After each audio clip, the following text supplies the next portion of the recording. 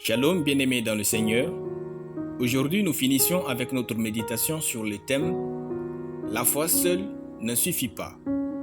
Nous reprenons notre texte de Matthieu chapitre 14, le verset 31, qui nous dit ceci.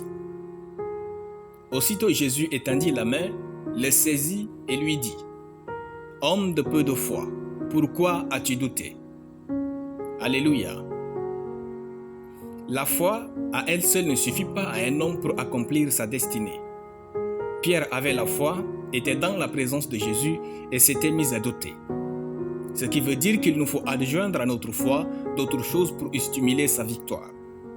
En effet, il faut associer à la foi la bonne connaissance afin de vivre au-dessus des défis et réussir. Dans le texte, Pierre avait tout sauf le fait d'utiliser la bonne connaissance, ce qui a donné un siège royal au doute dans son cœur. Le doute n'est pas quelque chose qui vient à vous, c'est une chose que vous invitez vous-même en faisant usage des mauvaises informations. Jésus a dit à Pierre, « Viens » Matthieu chapitre 14, le verset 29.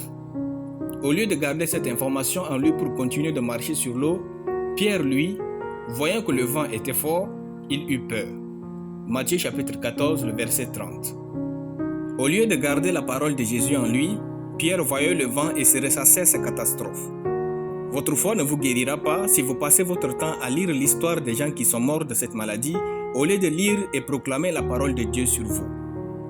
Après cette expérience et la résurrection de Jésus, Pierre va écrire « Faites tous vos efforts pour joindre à votre foi la science ».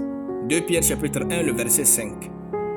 Le mot science est traduit du mot grec « ginosis » qui signifie la connaissance intelligente. Il est clair qu'avec le temps, Pierre a compris que la foi seule ne suffit pas. Bien-aimés, vous avez besoin de trouver et garder en vous la connaissance intelligente, la bonne connaissance. Toute connaissance ne vous rend pas intelligent. Ajoutez donc à votre foi une connaissance qui est bonne, authentique, biblique et ointe. Au lieu de lire des rapports infructueux, gardez la prédication ointe que vous avez écoutée en vous. Alors, repartez écouter cette prédication encore et encore jusqu'à ce qu'il n'y ait aucune place pour le doute dans votre cœur. Exposez-vous à la bonne connaissance. Très souvent, le problème de plusieurs est qu'ils en savent trop et tout ce qui ne fonctionne jamais. Qu'est-ce que vous savez qui peut fonctionner dans votre vie à succès? Le manque de la bonne connaissance, des révélations bibliques exactes et profondes va faire couler votre vie comme celle de Pierre. Étudiez de bons livres. Assistez au culte et prenez des notes. Faites-vous former. Prenez plus de poids en connaissance que dans votre corps. En agissant ainsi et en gardant cette connaissance, votre foi triomphera à n'importe quel défi dans ce monde. La bonne connaissance est la vie de la foi gagnante. Alléluia. Nous allons prier. Je confesse que je garde en moi de la bonne connaissance et uniquement des révélations bibliques exactes et profondes. Je suis donc victorieux et fort au nom de Jésus. Amen. La lecture biblique en une année, Ecclésiaste chapitre 3 à Ecclésiaste chapitre 4.